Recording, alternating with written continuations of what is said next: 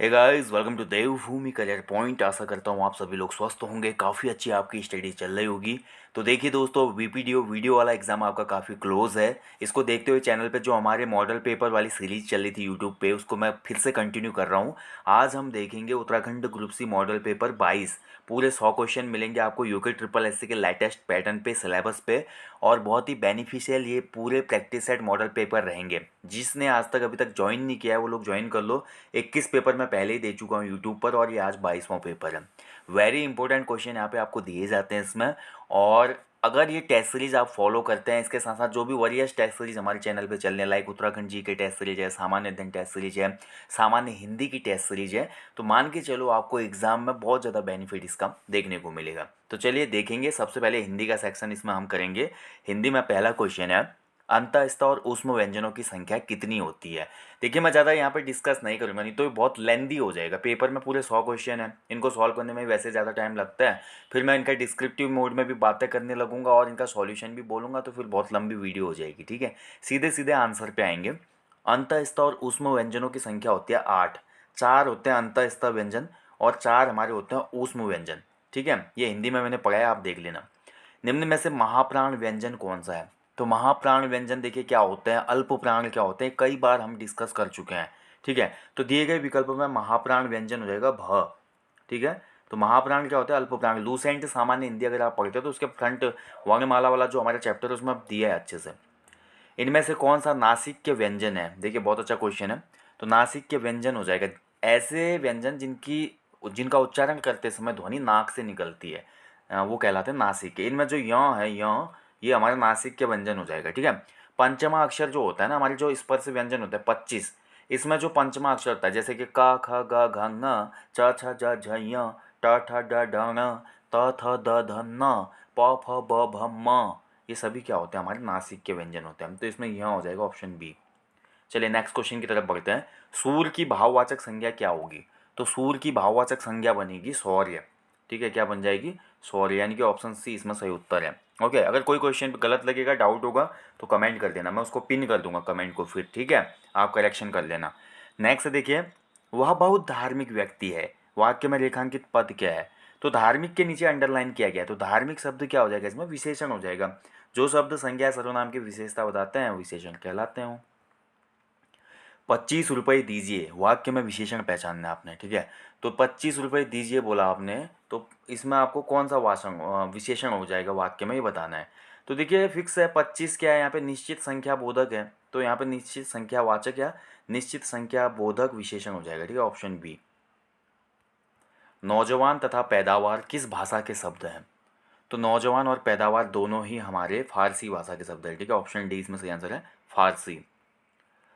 सुमित्रा नंदन पंत को किस रचना के लिए साहित्य अकादमी पुरस्कार दिया गया था। तो देखिए पंत जी को बहुत से पुरस्कार मिले भैया, पद्मश्री से सम्मानित किया गया, पद्म भूषण से सम्मानित किया गया, इसके अलावा साहित्य अकादमी मिला, पहला ज्ञानपीठ मिला मिला इनको। ठीक है, तो साहित्य अकादमी मिलता है इनको दोस्तों। हमारा जो राइट आंसर है किस रचना के लिए, कला और पूर्णाचार्य के लिए। ठीक है, ऑप्शन डी इसमें सही उत्तर है। चिदम्बरा के लिए पंत जी को ज्ञानपीठ मिला था।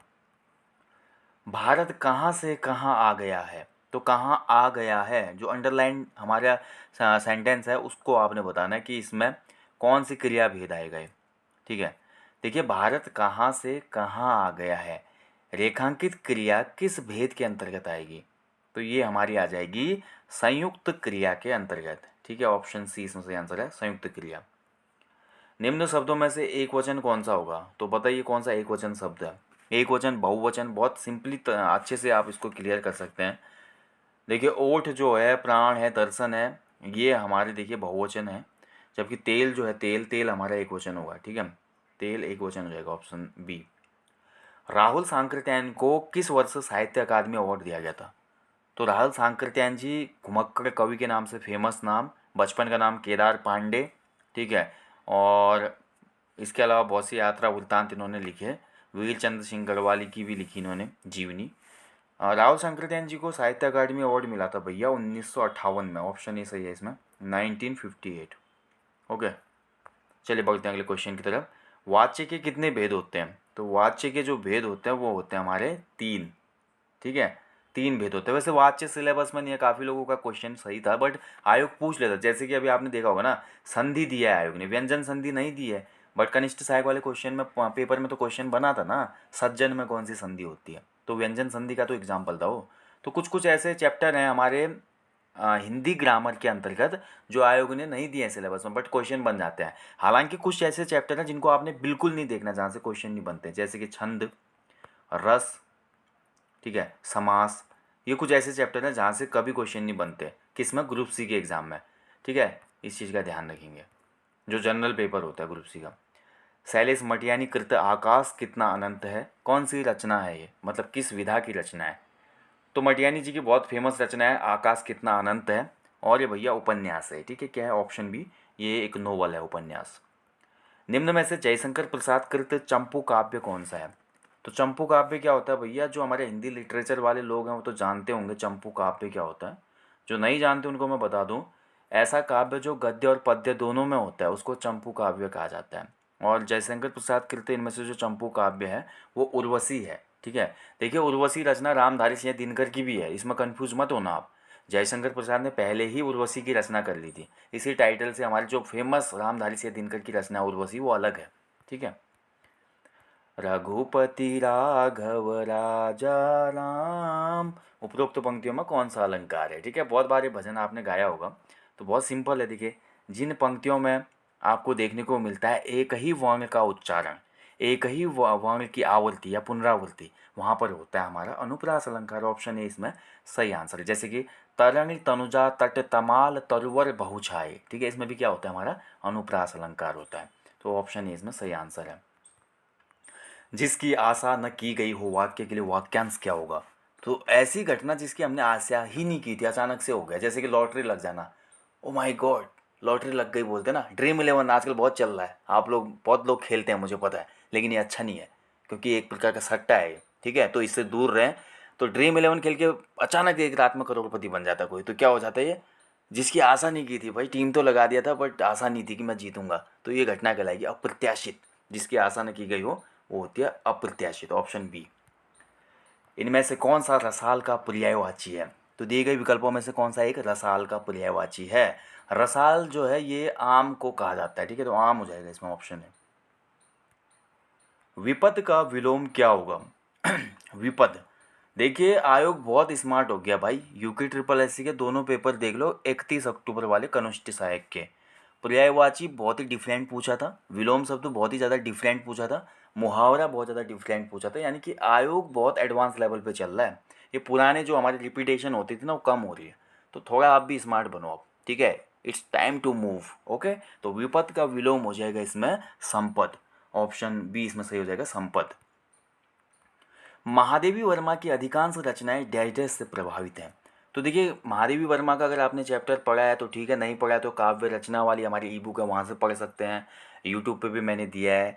महादेवी वर्मा जी की जो अधिकांश रचना है वो बौद्ध दर्शन से प्रभावित है। ठीक है, यानी कि आंसर हो जाएगा इसमें ऑप्शन बी, बौद्ध दर्शन। निम्न में से किसे संवेदनशील इंद्रिय बोध का कवि कहा जाता है। ठीक है, तो संवेदनशील इंद्रिय बोध का कवि किसको कहा जाता है, बहुत अच्छा क्वेश्चन है। And the right answer is option D. ठीक है, तो इसमें सुमित्रा नंदन पंत जो दिया है ये बिल्कुल सही उत्तर है। इनको कहा जाता है संवेदनशील इंद्रिय बोध का कवि, ऑप्शन डी। ठीक है, तो ये हिंदी के 20 क्वेश्चन कंप्लीट। सुमित्रा नंदन पंत जी का जन्म कब हुआ था भैया, ये महत्वपूर्ण है, 1900 में जन्म हुआ था कौसानी में, तत्कालीन अल्मोड़ा में, अब तो बागेश्वर में है कौसानी। और ठीक है, और बहुत सी रचनाएं थी पंत जी की, पूरी हमने सेपरेट वीडियो दी है, देख लेना यूट्यूब पर। चलिए अब रीजनिंग के क्वेश्चन करते हैं आगे के।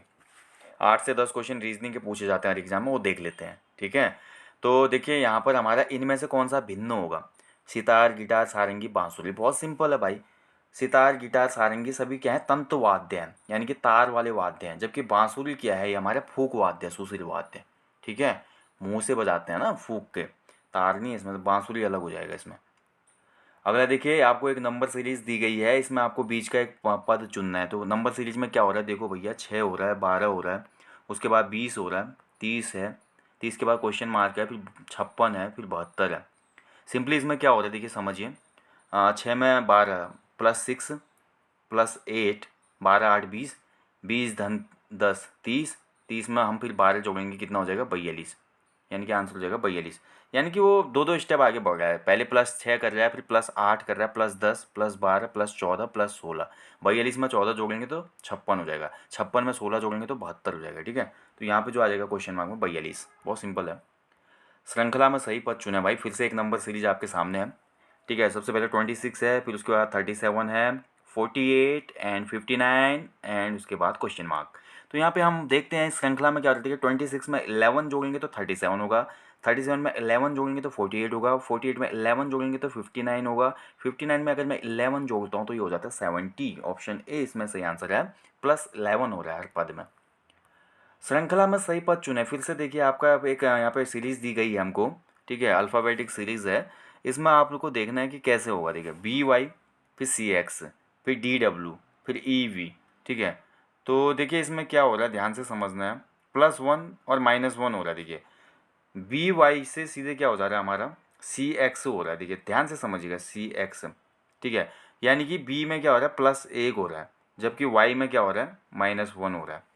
XYZ होता है ना, तो एक पद में -1 हो रहा है, एक पद में +1 हो रहा है। अगर EV में भी यही कंडीशन हम करें, अगर EV जो अंतिम पद है, E में अगर हम देखिए एक पद जोड़ेंगे, E में क्या जोड़ेंगे, एक पद, EF। ठीक है, और V में से अगर हम एक पोस्ट घटा देते हैं, एक पद घटा देते हैं, -1 हो जाएगा, तो V में से एक घटा के U हो जाएगा, FU। यानी कि ऑप्शन ही सही हो जाएगा इसमें। चलिए डायरेक्शन का क्वेश्चन आ गया भाई, हर बार पूछा जाता है आयोग के द्वारा। ठीक है, क्वेश्चन बोल रहा है एक व्यक्ति का मुंह उत्तर की ओर है। पहले तो ये पता कर लो भैया, ये ईस्ट होता है, ये वेस्ट होता है, ये नॉर्थ होता है, ये साउथ होता है।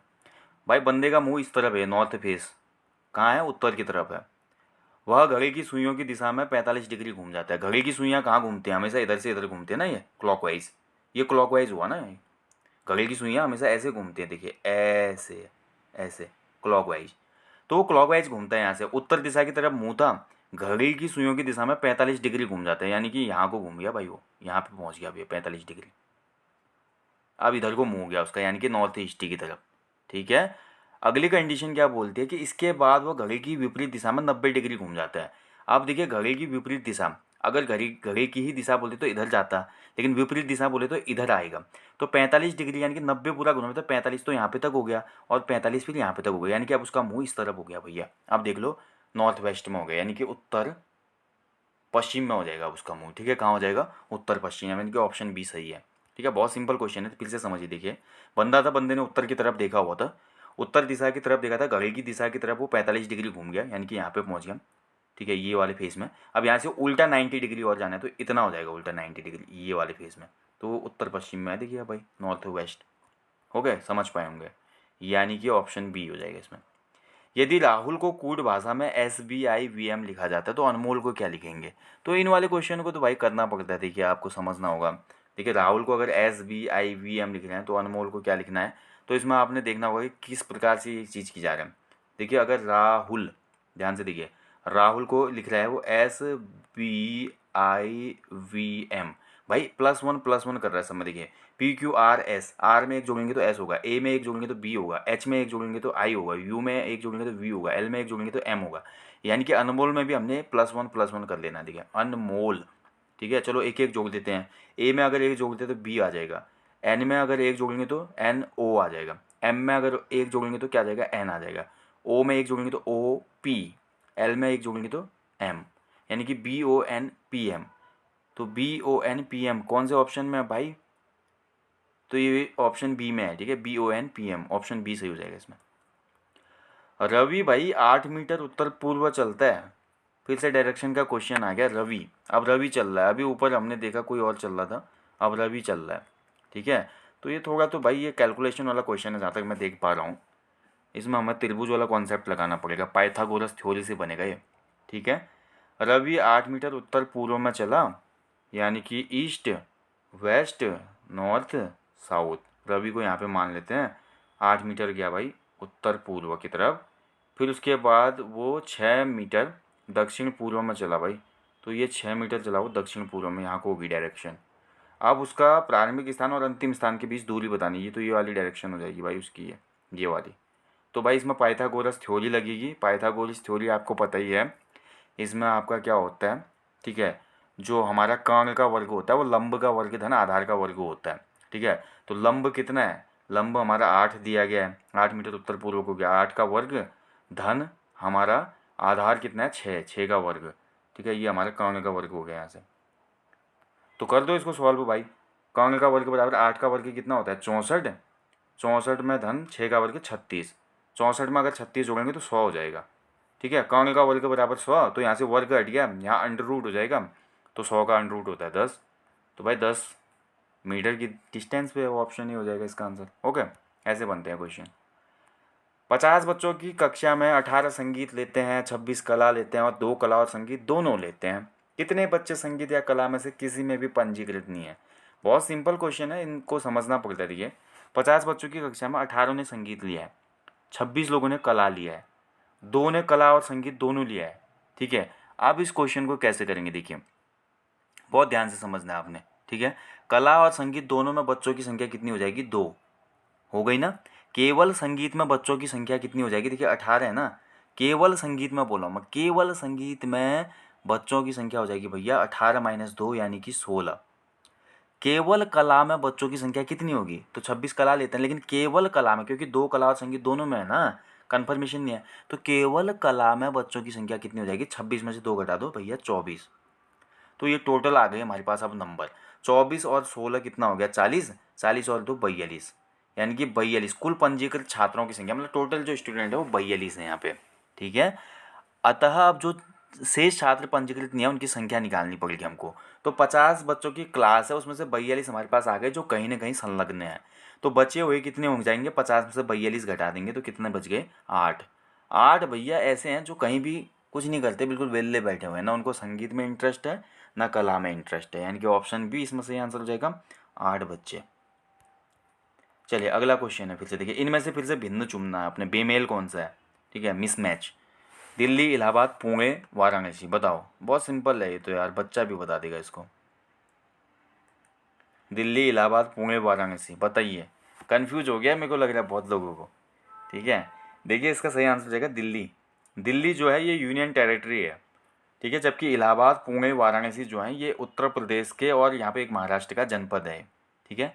इलाहाबाद, पुणे, वाराणसी डिस्ट्रिक्ट है, जबकि दिल्ली जो है यूनियन टेरिटरी है। Okay, no doubt. चलिए भाई, नितिन है कोई, नितिन का स्थान कक्षा में 10वां है ऊपर से और 28वां है नीचे से, ठीक है। इस तरह के क्वेश्चन जब भी आते हैं तो इसमें क्या करते हैं, टोटल प्लस माइनस 1 कर देते हैं, ठीक है। ध्यान से समझिए, नितिन का स्थान कक्षा में ऊपर से 10वां है 10 और नीचे से 28वां है यानी कि 28 और माइनस 1 कर देते हैं। कभी भी ऐसे क्वेश्चन आएंगे, कक्षा में कुल छात्रों की संख्या आ जाएगी, तो 28 और 10 कितना हो गया 38, 38 में से एक गया 37, तो बच्चे हैं टोटल क्लास में कितने 37, यानी कि ऑप्शन ए सही है इसमें। ओके, समझ पाएंगे, ठीक है। तो ये हो गए हमारे भैया रीजनिंग के क्वेश्चन। चलिए अब आगे बढ़ते हैं, आप देखेंगे जीएस का सेक्शन, ठीक है। और देखिए क्वेश्चन बहुत अच्छे अच्छे हैं, अभी बिल्कुल बने रहिए यहाँ पे, और अपना स्कोर भी देखिएगा। अगर इस पेपर में 70 प्लस स्कोर आप कर रहे हैं तो मान के चलिए बहुत अच्छी तैयारी आपकी चल रही है। चलिए बढ़ेंगे आगे। अगला क्वेश्चन है देखिए, जीएस का पहला क्वेश्चन है, सर्वप्रथम मानव विकास सूचकांक ह्यूमन डेवलपमेंट इंडेक्स किस व्यक्ति के द्वारा प्रतिपादित किया गया था? तो एचडीआई प्रतिपादित करने वाले जो व्यक्ति थे वो थे महबूब उल हक, ठीक है, ऑप्शन डी। इनमें से किस एक दिल्ली के शासक को सल्तनत काल का अकबर भी कहा जाता है? बहुत अच्छा क्वेश्चन देखिए। तो सल्तनत काल का अकबर नाम से फेमस था फिरोज शाह तुगलक। मैंने पहले बोला मैं व्याख्या नहीं करूंगा, बहुत लंबा हो जाता है पेपर, ठीक है। चलिए जिस क्वेश्चन में आवश्यक हो जाएगा वहाँ पे कर लेंगे। विश्व वानिकी दिवस कब मनाया जाता है? तो विश्व वानिकी दिवस प्रत्येक वर्ष मनाया जाता है 21 मार्च को, ठीक है, ऑप्शन सी इसमें से आंसर है 21 मार्च। अगला क्वेश्चन है देखिए, निम्न में से किस एक पर्यावरण से संबंधित अंतर्राष्ट्रीय सम्मेलन में पर्यावरण विकास के लिए विश्व स्तर पर साझेदारी का निर्णय लिया गया था? Very important question.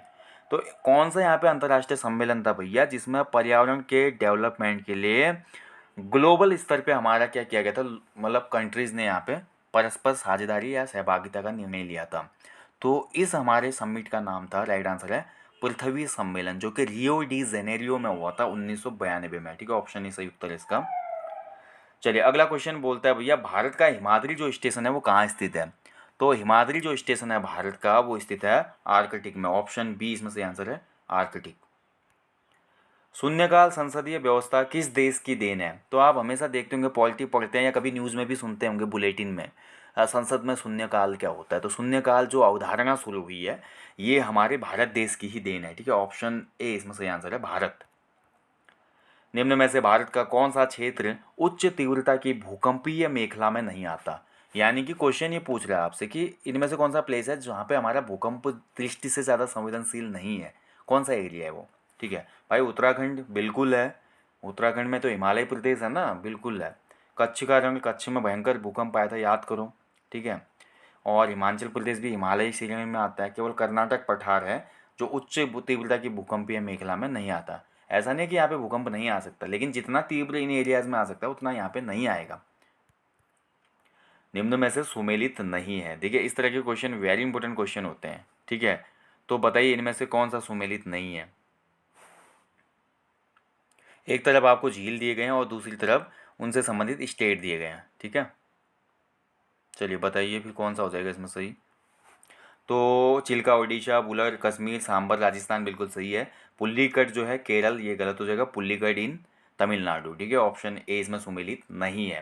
देखिए सुमेलित है और नहीं है वाले को आप ध्यान से देखा कीजिए एग्जाम में। ठीक है, नहीं तो क्वेश्चन कई बार गलत हो जाता है और ये क्वेश्चन आपका एक नंबर खराब कर देगा। तो आराम से करना है इस तरह के क्वेश्चन को, है और नहीं है को ध्यान से पढ़ना है। चलिए बढ़ते हैं अगले क्वेश्चन की तरफ। अर्थशास्त्र में गुप्तचर को क्या कहा गया है। तो अर्थशास्त्र बात हो रही है भैया जो हमने लिखी थी, किसने, चाणक्य ने, कौटिल्य ने लिखी थी ना, विष्णुगुप्त ने। विष्णुगुप्त ने अर्थशास्त्र में गुप्तचरों को कहा है गूढ़ पुरुष, ऑप्शन बी। भारत के कौन से मुख्य न्यायाधीश भारत के राष्ट्रपति पद पर आसीन होने वाले भारत के एकमात्र मुख्य न्यायाधीश हैं। तो यानी कि कौन से न्यायाधीश थे भारत के जो राष्ट्रपति पद पर आसीन हुए, तो इनका नाम था हमारा एम हिदायतुल्ला, ऑप्शन बी सही है। इनमें से किसने हिंद स्वराज पुस्तक लिखी है। तो हिंद स्वराज पुस्तक के जो राइटर हैं वो हैं हमारे national father Mahatma Gandhi, option B. निम्न में से कौन सी रेखा विषुवत रेखा को दो बार काटती है। रेखा नहीं होगा, नदी होगा। इनमें से कौन सी नदी है जो विषुवत रेखा यानी कि भूमध्य रेखा को दो बार काटती है। तो भूमध्य रेखा को दो बार काटने वाली जो नदी है इसका नाम है कांगो नदी। ठीक है, ऑप्शन ए इसमें सही आंसर है। अफ्रीका महाद्वीप में बहती है। गुप्त शासकों की सरकारी राजकाज की भाषा क्या थी। तो गुप्त काल में जो सरकारी कामकाजों के लिए भाषा यूज होती थी, इस भाषा का नाम था संस्कृत। ठीक है, संस्कृत में वहाँ पे सब काम होते थे, option C. Great barrier reef क्या है। तो ग्रेट बैरियर रीफ दोस्तों आप सभी को पता है ये एक कोरल रीफ है। कोरल रीफ यानी कि प्रवाल भित्ति है जो कि फैली हुई है ऑस्ट्रेलिया के आसपास। ठीक है, प्रवाल भित्ति है ये। नेक्स्ट देखिए, संघनन का वह रूप जो दृश्यता विजिबिलिटी को न्यूनतम कर देता है वो क्या कहलाता है। तो देखिए जल का जो संघनन होता है उसी का एक फॉर्मेट होता है ये भी, जहाँ पे हमारी विजिबिलिटी कम हो जाती है। और ये वाली जो चीज़ कहलाते हैं इसको कहते हैं फॉग। फॉग लगना, अब जाड़ों में ज़्यादातर लगता है कोहरा। ठीक है, कोहरे में क्या होता है, जल के तो कण होते हैं ना, संघनन का ही रूप है जल का। और इसके साथ साथ विजिबिलिटी भी कम हो जाती है इसमें। फॉग चल रहा है बोलते हैं ना, अब वो फॉग नहीं जो ऐड चल रहा है बिल्कुल परफ्यूम वाला, ये फॉग वाला मौसम चल रहा है अब, नवंबर दिसंबर जनवरी फरवरी। कंप्यूटर पर इंफॉर्मेशन किस रूप में स्टोर किया जाता है। तो कंप्यूटर पर इंफॉर्मेशन डिजिटल डाटा के रूप में स्टोर किया जाता है, ऑप्शन है। दिन और रात कहाँ पर बराबर होते हैं। तो दिन और रात हमेशा बराबर होंगे कहाँ पे, विषुवत रेखा पर यानी कि भूमध्य रेखा पर, ऑप्शन बी। वित्त एवं वास्तविक जायदाद प्रॉपर्टी किस क्षेत्र के अंतर्गत आते हैं। वेरी इंपॉर्टेंट क्वेश्चन देखिए, यानी कि वित्त और जो वास्तविक प्रॉपर्टी होती है, रियल प्रॉपर्टी एंड जो भी फाइनेंशियल चीज़ें हैं, ये किस क्षेत्र में रखे जाते हैं। तो ये रखे जाते हैं हमारे, राइट आंसर हो जाएगा इसका ऑप्शन सी हो जाएगा इसमें, तृतीयक क्षेत्र। ठीक है, एक ऑप्शन मिस हो गया है, primary sector, secondary sector and tertiary sector. तो जायदाद और प्रॉपर्टी आते हैं टर्सियरी सेक्टर में। ठीक है, तृतीयक क्षेत्र में। इनमें से किस पर संपत्ति, अरे माफ़ कीजिएगा, निम्न में से किस संपत्ति पर ह्रास नहीं लगाया जाता। ह्रास मतलब वैल्यू गिरना। कौन सी संपत्ति यहाँ पे दिए गए विकल्प में जिसकी वैल्यू नहीं गिरेगी। ठीक है, तो ये हो जाएगा हमारा चालान पर माल, ऑप्शन बी। ठीक है, चालान पर जो माल है ये, इस पर ह्रास नहीं लगाया जाएगा। ठीक है, ये तो बढ़ेगा ही time to time, but machinery है जितनी पुरानी होगी क्या होगा, ह्रास भी तो लगेगा उस पर, है ना। ऐसे भूमि भवन क्या होगा, ठीक है, जो भवन है पुराना होगा तो उसके बाद ह्रास होगा ना उसका। तो इन चीज़ों में होता है। तो ये हमारा अर्थव्यवस्था के कुछ टर्म होते हैं जो बहुत डिटेल में आपको समझने होते हैं, तब इस तरह के क्वेश्चन के आंसर आप कर पाएंगे। इंटरनेशनल कोर्ट ऑफ जस्टिस का मुख्यालय कहाँ पे है। तो इंटरनेशनल कोर्ट ऑफ जस्टिस ये स्थित है द हेग, नीदरलैंड में, ऑप्शन बी इसमें सही है। ठीक है, ध्यान रखेंगे। अंतर्राष्ट्रीय न्यायालय के जो न्यायाधीश होते हैं 15 होते हैं टोटल, इनका कार्यकाल 9 वर्ष का होता है। ठीक है, मोना लोआ एक सक्रिय ज्वालामुखी है। एक्टिव हमारा जो ज्वालामुखी है मोना लोआ, ये कहाँ पर स्थित है, ठीक है। तो मोना लोआ जो ज्वालामुखी है ये हवाई द्वीप में आपको देखने को मिलेगा, ऑप्शन बी, ठीक है। चलिए अगले क्वेश्चन की तरफ बढ़ते हैं। भारत ने किस वर्ष आर्थिक सुधारों के लिए उदारीकरण, निजीकरण और वैश्वीकरण की प्रक्रिया अपनाई थी? यानी कि उदारीकरण, निजीकरण और जो ग्लोबलाइजेशन है हमारा, ये किस वर्ष भारत ने किया था? और ये वर्ष था 1991, ठीक है, 1991। मनमोहन सिंह उसमें हमारे क्या थे, हमारे अर्थशास्त्री थे, उनके प्रयासों से हुआ था ये। और उसी समय हमारे रुपये का अवमूल्यन वगैरह भी होता है 1991 में। उदार नीति यहीं से शुरू, उदारीकरण बोल सकते हैं भारतीय अर्थव्यवस्था में 1991 से ही शुरू होती है। नंगा पर्वत कहाँ स्थित है? नंगा पर्वत बताइए कहाँ स्थित है, ठीक है। लास्ट टाइम पे कुमाऊं पर्वत भी पूछा गया था, कुमाऊं पर्वत याद है आपको? कुमाऊं हिल्स, कुमाऊं हिल्स भी हमारे कश्मीर में है, ध्यान रखिए, ठीक है। नंगा पर्वत जो है वो पीओके में है, पाक ऑक्यूपाइड कश्मीर, पीओके, ऑप्शन है, पाक अधिकृत कश्मीर में है।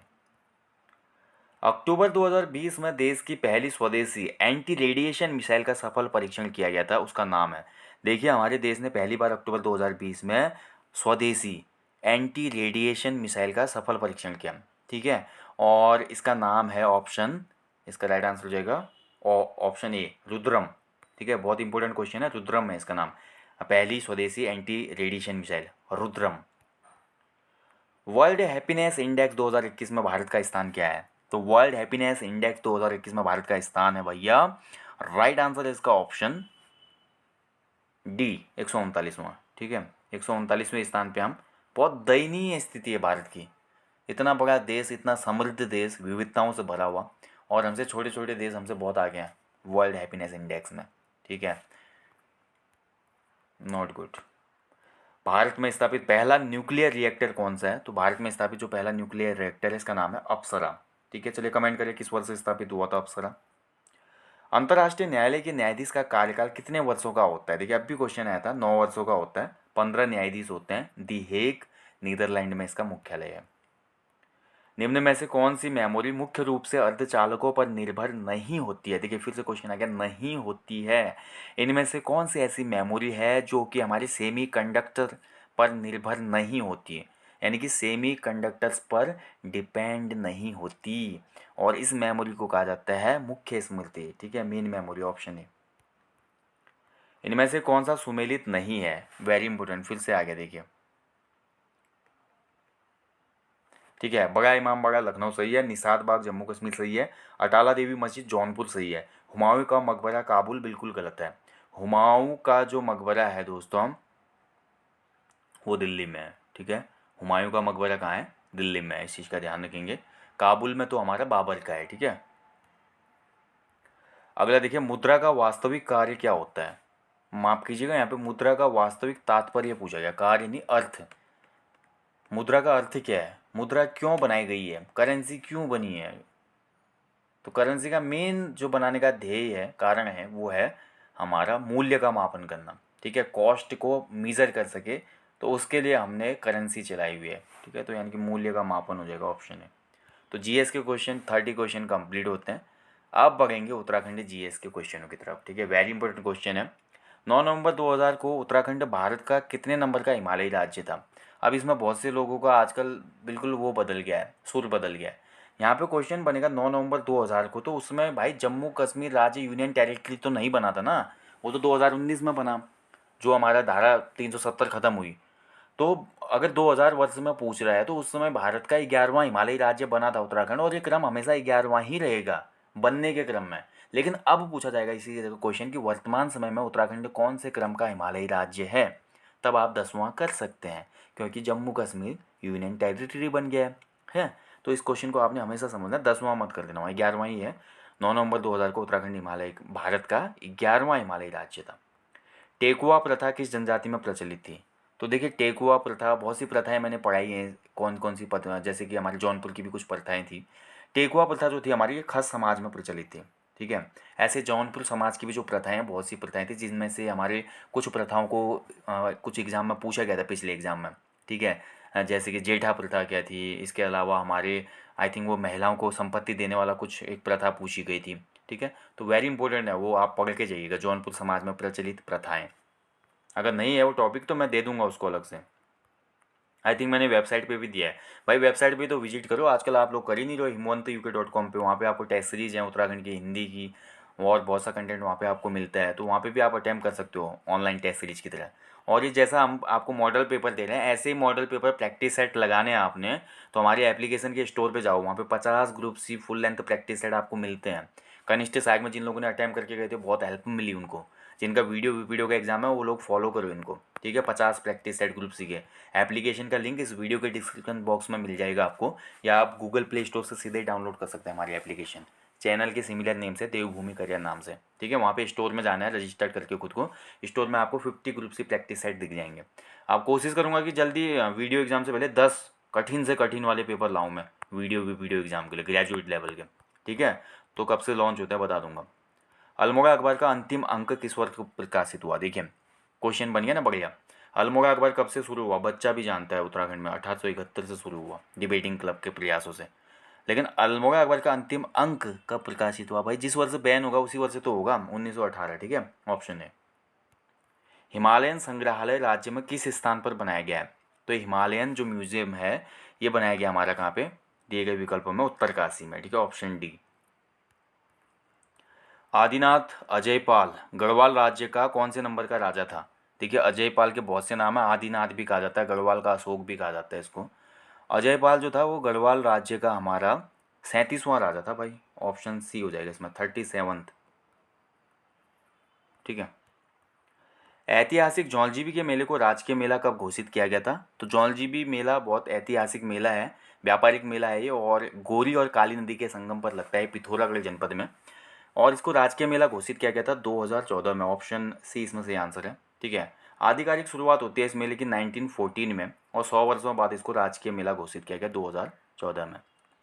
प्रसिद्ध भूगर्भ वैज्ञानिक खड़ग सिंह वल्दिया का हाल में ही निधन हुआ, इन्हें किस वर्ष पद्मश्री से सम्मानित किया गया था, देखिए जियोलॉजिस्ट थे हमारे खड़ग सिंह वल्दिया जी, मूल रूप से पिथौरागढ़ जनपद से रिलेट करते हैं, और कुछ महीने पहले इनका निधन हुआ, और इनको पद्मश्री मिला था उत्कृष्ट योगदान के लिए भूगर्भ शास्त्र में या भूगर्भ के विज्ञान के क्षेत्र में, और ये वर्ष था 2007 का, ऑप्शन 20 में से आंसर है, 2007 में इनको पद्मश्री मिला था।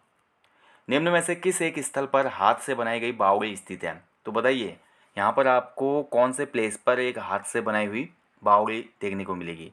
देखिए क्वेश्चन घुमा दिया, ऐसा ही आयोग ने किया था, क्वेश्चन की लैंग्वेज आपकी चेंज कर दी थी लास्ट ग्रुप सी एग्जाम में, और बहुत से बच्चे आते हुए क्वेश्चनों को गलत करके आए, 8 से 10 क्वेश्चनों का वहाँ पे लॉस साफ साफ देखने को मिला, जस्ट ऑफ किसकी वजह से, लैंग्वेज डिफरेंस की वजह से, जो हमारी पूछने की जो लैंग्वेज थी वो चेंज कर दी थी एग्जामिनर ने वहाँ पे, ठीक है।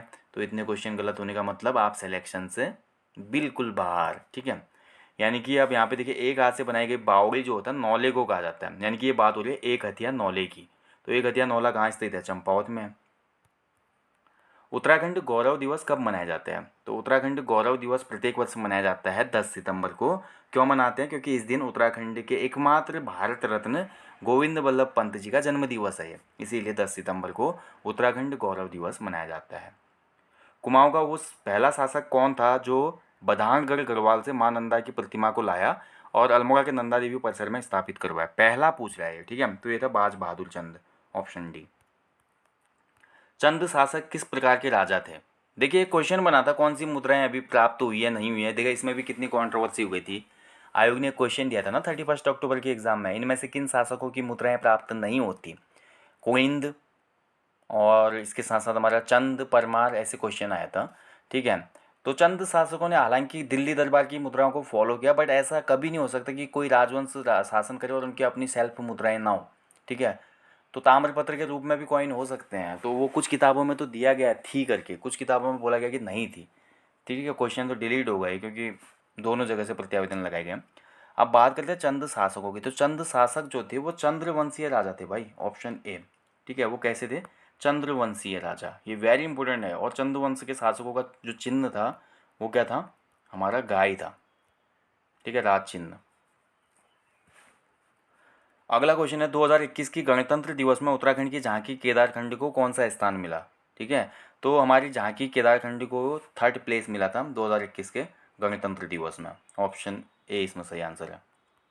सर्वाधिक सिख आक्रमण का सामना किस शासक ने किया, दिए गए विकल्पों में, देखिए सर्वाधिक जो सिख आक्रमण हुए थे वो ललित शाह के टाइम पीरियड पे हुए थे, यानी कि ऑप्शन सी हो जाएगा इसमें। ठीक है। और राखी नामक टैक्स ये सिखों से ही संबंधित है, राखी नामक टैक्स। 1790 में कुमाऊं प्रगरण के बाद प्रथम गोरखा सूबेदार कौन था? तो देखिए जैसे 1790 में कुमाऊं पर अधिकार हुआ गोरखाओं का, पहला गोरखा सूबा कौन था क्वेश्चन में पूछा जा रहा है। अंतिम भी पूछा जाता है संगोली संधि के समय, उसमें चौतरिया बमसा था, और यहाँ पे पहला पूछा जा रहा है।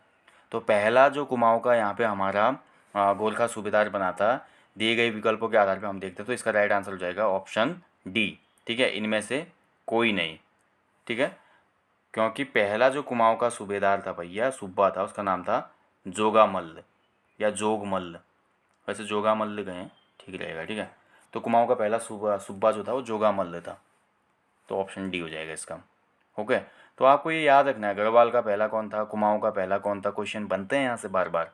जैसे कि हमारा जो जोगामल्ल है इसने कुमाऊं में पहला भू बंदोबस्त करवाया, इस चीज़ का ध्यान रखेंगे। पहला गोरखा सूबा जिसने कुमाऊं में भू बंदोबस्त करवाया था कौन था, तो ये था हमारा जोगामल्ल, ये भी याद रखेंगे। चलिए पढ़ते हैं अगले क्वेश्चन की तरफ। अखिल तारणी मंदिर किस जनपद में स्थित है? तो अखिल तारणी मंदिर आपको देखने को मिलेगा चंपावत जनपद में, ऑप्शन है। उत्तराखंड के किस पारंपरिक नृत्य का वर्णन अशोक चल्ल के समकालीन रचनाओं में मिलता है? देखिए वेरी इंपॉर्टेंट क्वेश्चन। अशोक चल्ल के समकालीन रचनाओं में उत्तराखंड के किस नृत्य का वर्णन मिलता है? तो ये मिलता है हमको उत्तराखंड के वीर रस प्रधान नृत्य छोलिया नृत्य, यानी कि ऑप्शन बी हो जाएगा इसका, छोलिया नृत्य। कुमाऊं बोली के प्रथम भाषा वैज्ञानिक कौन थे? तो कुमाऊं बोली के प्रथम भाषा वैज्ञानिक थे गंगादत्त उप्रेती, ऑप्शन सी। हिमालय के खस किसकी रचना है? वेरी इंपॉर्टेंट है हिमालय के खस, एंड हिमालय के Khas written by D Sharma, option D हो जाएगा इसमें, डी शर्मा। सुमधन नामक जो आभूषण है वो कहाँ पर धारण किया जाता है? ठीक है, सुमधन नहीं होगा, सुधमन होगा, सुधमन, सुधमन नामक आभूषण। तो सुधमन नामक जो आभूषण है ये धारण किया जाता है पैर में, ऑप्शन बी हो जाएगा इसमें। टिहरी का भारत में विलय किस वर्ष प्रभावी हुआ था? तो टिहरी गढ़वाल का भारत में विलय हुआ था 1949 में, 1 अगस्त 1949 को। डेट भी पूछ लेता है आयोग आजकल। 1 अगस्त 1949 को टिहरी का भारत में विलय हुआ। उस समय यह संयुक्त प्रांत का 50वां जनपद बना था। कौन से क्रम का? 50वां। निम्न में से ब्रिटिशर्स ने किस व्यक्ति को वन पंचायत की संभावना को तलाशने के लिए मद्रास भेजा था? बहुत अच्छा क्वेश्चन है ये, हमारे अजय सिंह रावत जी की जो ब्रिटिश कुमाऊं गढ़वाल है वहाँ से क्वेश्चन पिक किया गया है। तो देखिए वन पंचायत की संभावना को तलाशने के लिए, सर्वे करने के लिए उत्तराखंड मूल के एक व्यक्ति को मद्रास प्रेसिडेंसी में उस समय भेजा गया था। जाओ और वहाँ पे देख के आओ क्या चीज़ें चल रही है, वही यहाँ पे भी इम्प्लीमेंट करेंगे। और इस व्यक्ति का नाम था कैलाश चंद्र गैरोला, एक हिसाब से उसमें रेंजर या उससे ऊपर पोस्ट में था ये, कैलाश चंद्र गैरोला, और इनको भेजा गया था। ठीक है, ऑप्शन बी। राज्य में न्यूनतम कृषि भूमि वाला जनपद कौन सा है? तो कौन सा जनपद है जहाँ पे सबसे कम कृषि योग्य भूमि है या न्यूनतम कृषि भूमि है? तो वो है रुद्रप्रयाग। ठीक है, ऑप्शन बी। मालपा त्रासदी किस वर्ष घटित हुई थी? देखिए बहुत अच्छा क्वेश्चन है, बहुत बार बनता है क्वेश्चन। मालपा त्रासदी हुई थी अगस्त 1998 में पिथौरागढ़ जनपद में, कैलाश मानसरोवर यात्रा के दौरान। राज्य का पहला आरोग्य शहर कौन सा बना है? तो राज्य का जो पहला आरोग्य शहर बना है वो है भैया ऋषिकेश। वेरी इंपॉर्टेंट क्वेश्चन है करंट का। ऋषिकेश राज्य का पहला आरोग्य शहर है। हिमालय का महाकुंभ नंदा राजजात किस गांव से शुरू होती है? उत्तराखंड जी के कोर्स अगर आपने हमारा लिया ऑनलाइन कोर्स तो वहाँ पे मैंने आपको अच्छे से बताया है। उत्तराखंड का जो महाकुंभ है, हिमालय का महाकुंभ नंदा देवी राजजात, किस प्रकार से ये यात्रा शुरू होती है मायके से और ससुराल तक, और ये शुरू होती है हमारी कांसुआ ग्राम से। ठीक है, ऑप्शन ए इसमें सही आंसर है, कांसुआ। विचित्र बेला नामक वाद्य यंत्र किस व्यक्ति ने तैयार किया था? तो उत्तराखंड के एक व्यक्ति ने विचित्र बेला नामक वाद्य यंत्र शुरू बनाया था, खुद ही मतलब डेवलप किया था, और इनका नाम था धरणीधर चंदोला। ठीक है, option B, Dharanidhar Chandola. Garhwal regiment को किस वर्ष इंदिरा गांधी पर्यावरण पुरस्कार दिया गया था? Very important question. तो गढ़वाल राइफल्स की स्थापना कब हुई थी? 1887 में। ठीक है, 1887 में, और इनको इंदिरा गांधी पर्यावरण पुरस्कार मिला था 2007 में, ऑप्शन बी। सोम का भांडा नामक स्थल कहाँ पे स्थित है? तो सोम का भांडा जो स्थल है इसकी लोकेशन है देवलगढ़ में। ठीक है, ऑप्शन सी इसमें से आंसर हो जाएगा, देवलगढ़। देखिए अभी लास्ट टाइम एक क्वेश्चन बना था वो भी गलत दिया था आयोग ने। पंवार शासकों की प्रारंभिक जो राजधानी रही थी वो चांदपुर गढ़ी रही थी, चमोली में। इसके बाद राजधानी को 1512 में देवलगढ़ ले गया कौन? अजयपाल। ठीक है, उसके बाद राजधानी को 1517 में श्रीनगर ले गया अजयपाल, क्योंकि 1515 में उसने 52 गढ़ों का एकीकरण किया था गढ़वाल के। उसके बाद राजधानी 2 साल बाद श्रीनगर बना दी थी, जबकि आयोग ने इसका उत्तर 1515 दिया था। ठीक है, लेकिन किताबों में 1517 है, जो हमारी ऑथेंटिक बुक्स हैं, लाइक मेहरबान सिंह गुसाई जी वाली है या यशवंत सिंह कटोच जी वाली। देखें, रवाई कांड के विरोध में वर्ष 1935 में किसने सकलाना पट्टी के उनियाल गांव में बाल सभा की स्थापना की थी? देखिए, वेरी इंपॉर्टेंट क्वेश्चन है। बाल सभा की स्थापना तो हुई थी, क्यों हुई थी आज ये भी पता चल गया क्वेश्चन में। रवाई कांड के विरोध में हुई थी। ठीक है, और ये व्यक्ति थे सत्य प्रसाद रतोड़ी जी, इन्होंने की थी बाल सभा की स्थापना। भूमक उडियार कहाँ स्थित है? देखिए, उत्तराखंड में गुफाओं को उडियार कहा जाता है, यानी कि जो भूमक गुफा है उत्तराखंड में कहाँ पे स्थित है? तो भूमक गुफा है टिहरी गढ़वाल में, ऑप्शन बी। कुमाऊं युवक सम्मेलन की अध्यक्षता किसने की थी? देखिए, बहुत अच्छा क्वेश्चन है। 1931 में बहुत से सम्मेलन हुए भाई। कुमाऊं युवक सम्मेलन भी होता है, कुमाऊं महिला सम्मेलन भी होता है। ठीक है, बहुत से सम्मेलन, क्योंकि जो हमारी 1920 से लेकर हमारे आगे की समय की बात करते हैं ना, तो उत्तराखंड आंदोलनों का गढ़ रहा है। के हिसाब से बहुत से आंदोलन घटित हुए यहाँ पे। भारत में तो चल ही रहे थे उसमें, लेकिन उत्तराखंड में भी हुए। ऐसे ही उत्तराखंड में देखिए बहुत से सम्मेलन भी आयोजित किए गए, समिट। ठीक है, कुछ अवेयरनेस के लिए थे, कुछ अधिकारों के लिए थे, कुछ हमारे दलित वर्ग के उत्थान के लिए थे, कुछ हमारे वन पंचायत वन कानूनों के विरोध में थे। तो इसी में एक था कुमाऊं युवक सम्मेलन, जो कि 1931 में हुआ था, और इसकी अध्यक्षता की थी इंद्र सिंह नयाल ने। ठीक है, ऑप्शन ए इसमें सही आंसर है, इंद्र सिंह नयाल। चलिए, कमेंट बॉक्स में कमेंट करेंगे इंद्र सिंह नयाल जी ने कौन सी बुक लिखी है, बताइए, स्वाधीनता संग्राम वाली। मुगल राजकुमार सुलेमान सिकोह ने डैश डैश के दरबार में शरण ली थी? Very important question. तो मुगल राजकुमार सुलेमान जो सिकोह था वो आया था जब दिल्ली में औरंगजेब और दारा सिकोह के बीच में राजगद्दी का वहाँ पे लड़ाई चल रही थी। और सुलेमान सिकोह पहले बाज बहादुर चंद के पास जाता है, बाजा इसको भगा देता है गढ़वाल। गढ़वाल में उसमें कौन था? पृथ्वीपति शाह, और ये शरण देता है इसको। ठीक है, ऑप्शन सी। किस जनपद में प्राकृतिक झीलों की संख्या सर्वाधिक है? वेरी इंपॉर्टेंट क्वेश्चन यहाँ पे पूछा गया है, प्राकृतिक झीलों की संख्या। एंड सर्वाधिक जो आपको नेचुरल लेक्स मिलेंगी वो चमोली में मिलेंगी, ऑप्शन बी। ठीक है, पहाड़ों का डायलन नाम से कौन व्यक्ति प्रसिद्ध है? देखिए, कल ही मैंने एक टॉपिक दिया था आपको, वहाँ पे बात की थी हमने। उत्तराखंड गौरव सम्मान दिया गया है इनको हाल में ही, नरेंद्र सिंह नेगी जी। नरेंद्र सिंह नेगी जी हमारे लोक गायक हैं उत्तराखंड के। उत्तराखंड लोक गायकी के एक हिसाब से बोल सकता हूँ, बहुत ही एक लीजेंड हैं अपने आप में। और नरेंद्र सिंह नेगी जी की तुलना, जो इनकी रचनाएं हैं उनकी तुलना की जाती है डायलन से। डायलन हमारे जो ग्रेट ब्रिटेन देश है वहाँ पे वेल्स हमारा पड़ता है स्टेट, वेल्स में एक कवि हुए डायलन। तो डायलन की जिस प्रकार की रचना है तो उन्हीं से रिलेट किया जाता है इनको। ठीक है, उनके समकक्ष रखा जाता है, इसलिए इनको पहाड़ों का डायलन कहा जाता है नेगी जी को। गंगाई गंगोली में स्थापित मलकोटी वंश का संस्थापक कौन था? देखिए, उत्तराखंड में जब 1050 के आसपास की हम बात करते हैं तो उत्तराखंड में भगव अराजकता हो गई थी।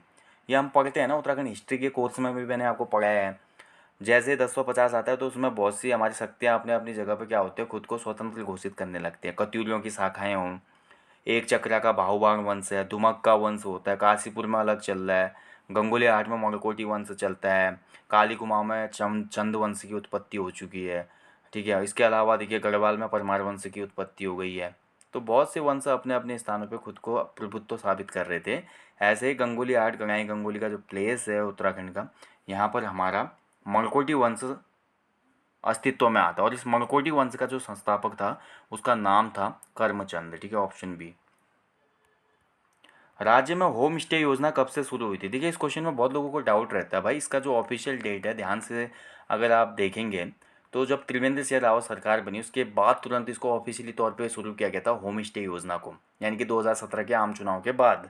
तो 2017 में ही धारचूला का एक पहला गांव था कुटी गांव, यहाँ से होम स्टे योजना शुरू हुई थी। तो ऑफिशियल ईयर माना जाएगा 2017। ठीक है, ऑप्शन ए।